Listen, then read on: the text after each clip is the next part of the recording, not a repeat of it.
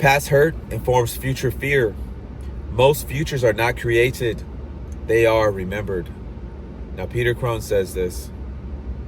As you all know, he is the mind architect, and I give him a lot of respect because he's really been able to allow me to unlock this feature inside of me called self-awareness, which we all have it inside of us, and we turn that on or off with being disciplined, small daily disciplines, and basically looking at yourself in two lenses, the old version or the new version. And now when you're looking at yourself and you still see yourself as that old version of you, you're going to still see the darkness. You're going to see the mistakes that you've made.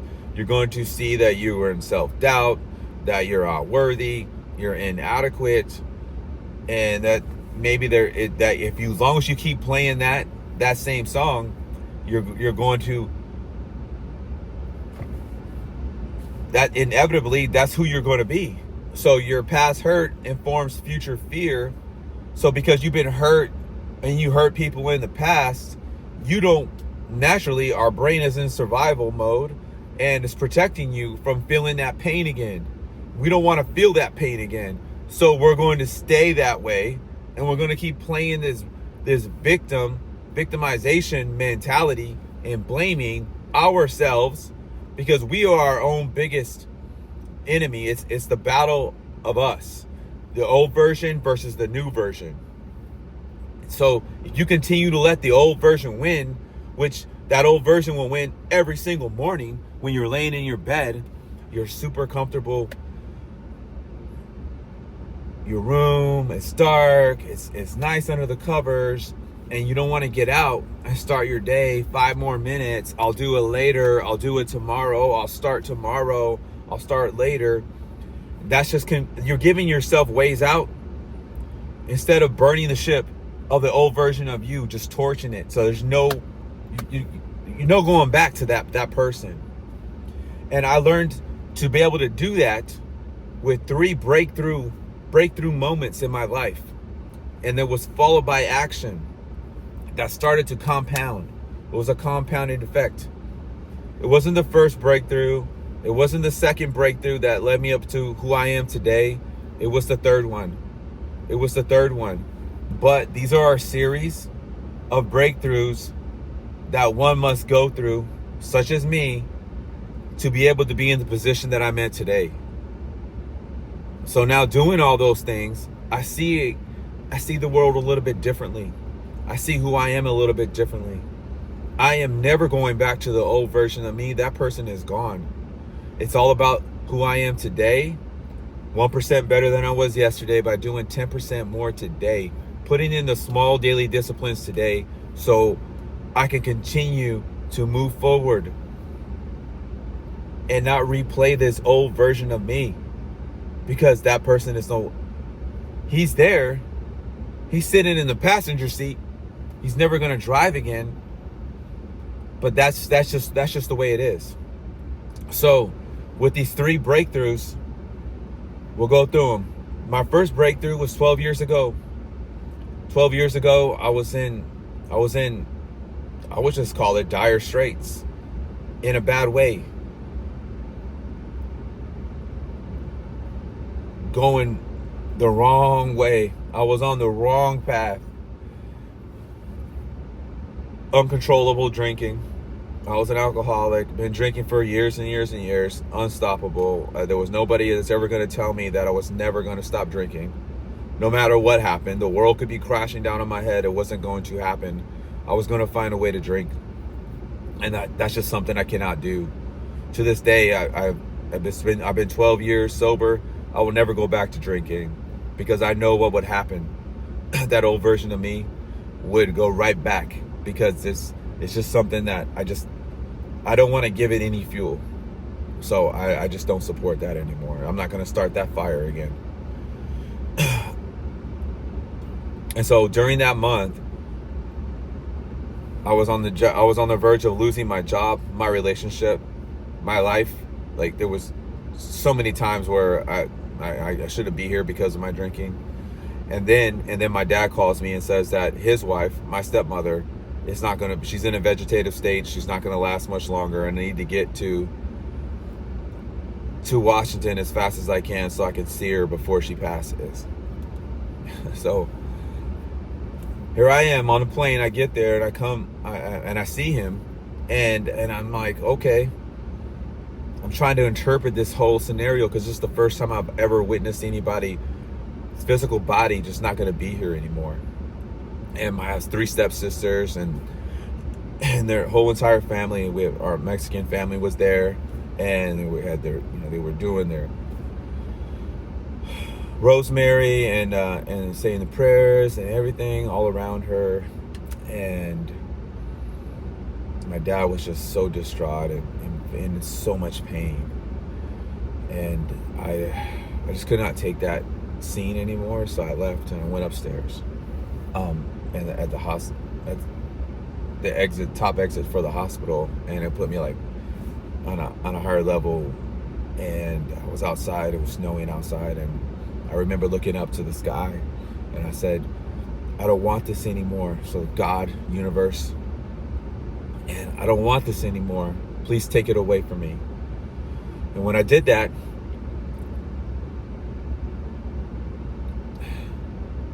I felt it. I felt as if that this was no longer going to be something that was going to be a burden for me. And so I went back home. I went back home to Florida. I drank 2 last Budweisers, 22 ounces. And then after that, my thirst was gone. He took it away. And so the action that I took after that was I reprioritized my life, put my family first. I started doing my physical. So I started working out at this metabolic conditioning type program. It's just 45 minutes of straight pain, one event after another. My first time that I did it, I threw up, and I was like, this is what I'm gonna do. And so that was my introduction to physical fitness.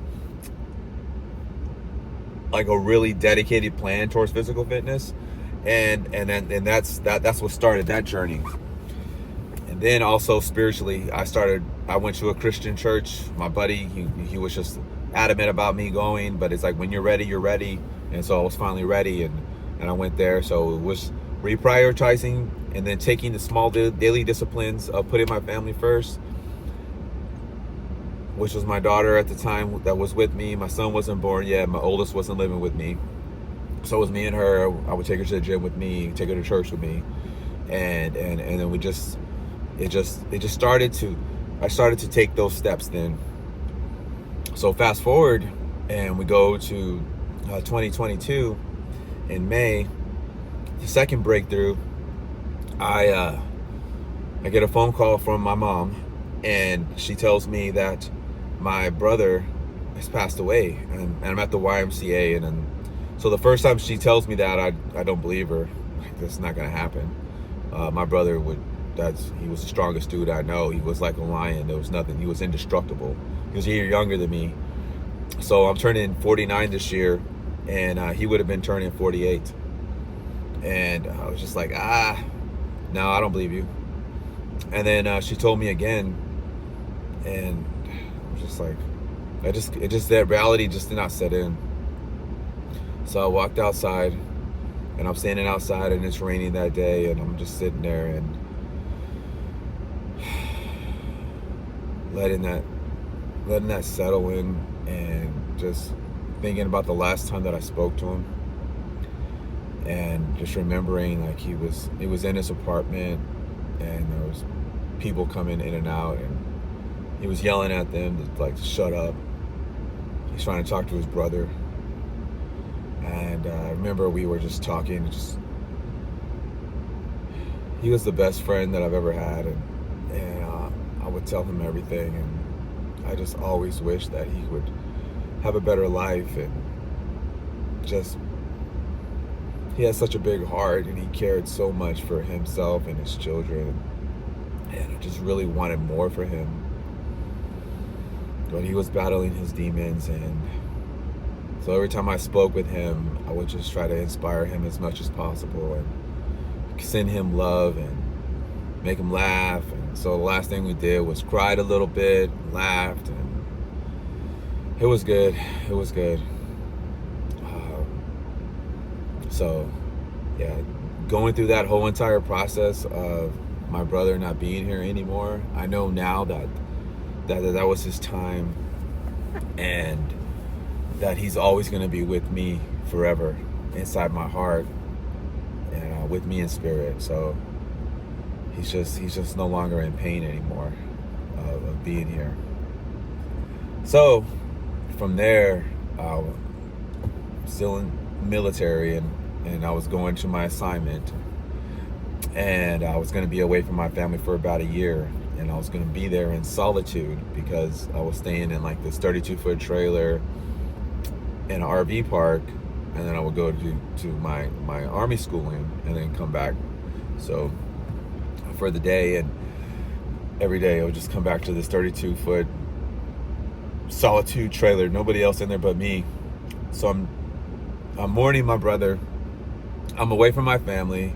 So later on in my career and in life, and I'm just really contemplating everything that I'm like, what am I doing? I start asking me different questions. What is my purpose? What is my meaning? And I started to actionize. I started to become more mentally tough and put myself in uncomfortable situations. That's where it started. It started after my brother passed away. And then from there, it just continued to evolve. It continued to compound and build, because we are not going to climb any mountain in one leap. It's just not going to happen. We have to slowly matriculate up, and up, and keep going. Small daily disciplines. You keep stacking and stacking as you go. And so that's what I did. The first thing that I did was I put myself in something that I would never do in my life. I signed up for an ultra event. It's a hiking event through the Franklin Mountains with about 12,000 feet of elevation climb through this rocky terrain. I remember there was one part of it, I was 10 miles in, and these rocks are huge. These rocks are massive, and they're just bedded into the ground. And I remember I was running with my buddy, and we're going, we already made it past the first checkpoint. We got good momentum, and and I hit this rock. And as soon as I hit it, I fell straight down to the ground. I hit both of my knees, and I got this shooting pain that paralyzed me when I was on the ground. It was so painful that I wanted to scream, but I just couldn't, because I was in so much pain. And I just crawled my way through, and then until I could finally muster up enough energy to stand back up. But as I was crawling, before I stood back up, I was anchoring some emotions. And I remember telling my son, who's 10 years old now, that your dad was going to finish this 50-mile trek through the mountains. And I just remember that. And then I remember my brother, and I just was like, there's no way I'm not going to get up and complete this. So I got my ass up. I looked at my buddy, who at that point in time, if I would have said that we were done, he was done, because he just didn't want to continue. But I said, nope, we're going to push through. We're going to go. So we ended up doing another 44 miles. We finished at 11:30 at night, started like 4:30 in the morning. And that was my first mental toughness test. And you go through it when you walk for 54 miles through the mountains and rocky terrain. A lot of stuff goes through your mind, and this is where you strengthen it, and this is where you find out kind of like who you really are, and this is where you continue to destroy that old version of you. So I kept on burning that old version of me, and to never return, but just know that person is still there. He just doesn't have the controls anymore. He's not running this operating system anymore. So the last breakthrough the last breakthrough, that happened last year in May. And this was the ultimate breakthrough. This was the catalyst to who I am now and to everything that I'm doing. And this one was me finally having the courage to stick the path and trust in the path less taken, that I was destined to really find out who I am as a person and to no longer be a doormat or a people pleaser. And so that was ending a very familiar toxic relationship, and doing so for my kids, and stop listening to the lie I was telling myself that I was staying in this toxic relationship for my kids, because all that was it was a complete lie, because I was just hurting them more by staying in that relationship. It was not better for them. It wasn't. I was just hurting them more. So finally, I had the self-awareness to say I'm no longer going to do this to my kids, because they deserve better, and they deserve to see both of their parents in a better state mentally, and not grow up that way, or they're going to have to repeat what we couldn't figure out. And I just didn't want, I love them so much unconditionally. I did not want them to go through that. So as hard as this was, I had to continue down the path. You don't know how hard it is until you do it. That's why so many people stay in the familiar, because they're familiar with it. They know what that is. It's the devil that they know versus the devil they don't know. So it's that certainty and not uncertainty. They're certain, they know exactly what that is, which is what I did. I knew who she was, and I knew how to deal with her, and I know we're gonna have to come up. No matter what personality was showing up that day, we were going to have to weather the storm and do intermittent rewarding, and hopefully we get some good moments for the next day, which is how I did this entire relationship. It was tough, and I had to stop repeating that old version of me. I cannot do that anymore. No. So I stopped that. And I just kept telling myself, stick the path, don't go back. When I was in court and I saw her in court and I was there, the scene is just, you don't want to be there. It's so freaking hard, because you're breaking out of these chains that have been constraining you for such a long time. I was with her for 18 years, would have been 19 years.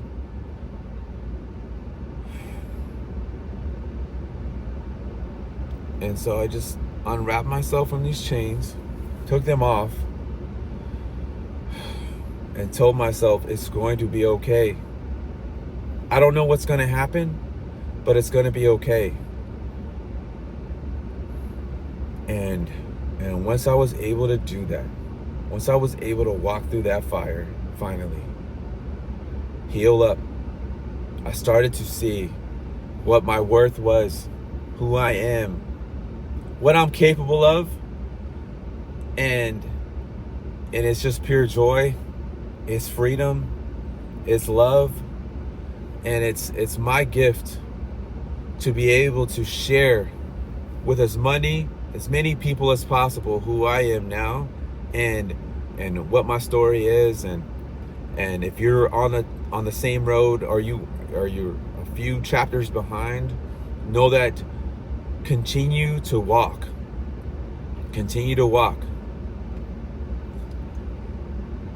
because once you're able to move through to the other side, it's not, you're going to be so grateful. You never want to live with regret, because that's a bill that's going. You don't want You don't want anybody else to pay that bill. So be disciplined, small daily disciplines every single day. Start your day off right, but it all begins at night. So make your plan for the next day and then start it in the morning. Before you get out of bed, your mind is greater than your feelings. You are not the old version. You are this newer version of yourself. You don't do things tomorrow or later. You have the power of doing these things and executing them without excuses. And you're trusting in the process. And you will build a better version of yourself. I'm living proof of this. If I can do it, you can do it. I know it. So,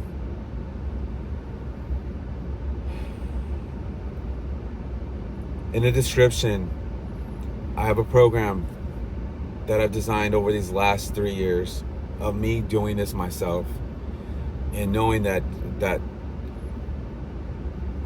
I'm my best testimonial, that if I can do it, you can do this. I know you can. I know it. So it's called Core 64. You do 6 non-negotiables every single day without fail for 64 days. So go to the description, check out my ebook. I go into detail about every one of these 6 non-negotiables that we do on a day-to-day basis. That will allow you to become the newer version of you and never go back to the older version of you. Enhance your mental resilience and your cognitive functioning. It will happen, and you will become the best version of you. And then you can in turn share that with other people to lift them up as well and be that inspiration for them. So maybe you've had 1 breakthrough, 2 breakthroughs, maybe you got 1 more to go. But you're going to be okay. Break from those familiar chains, and it's okay in the unfamiliar side. It's okay. It's not going to hurt. It's not going to hurt for a long time, but it's going to hurt. It's going to hurt. It's going to pierce you. You're going to feel it. Everything in your body's going to scream, just like when I was on the ground and you can't scream, but you're paralyzed because it's so damn painful. But you just got to crawl your way out of this. Anchor that emotion, because we tend to do more for others than we do for ourselves. So just see your family and knowing you're doing this for them. You're becoming the best version of you for them. And you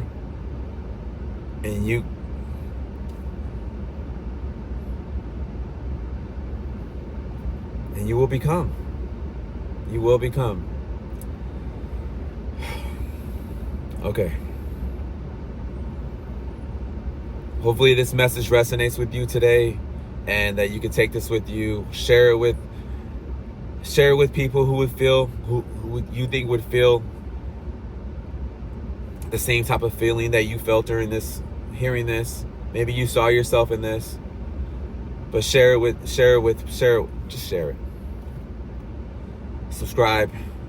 I'm going to continue to build this channel brick by brick, 1% better than we were yesterday by doing 10% more today. Be inspired to inspire others. Stick the path.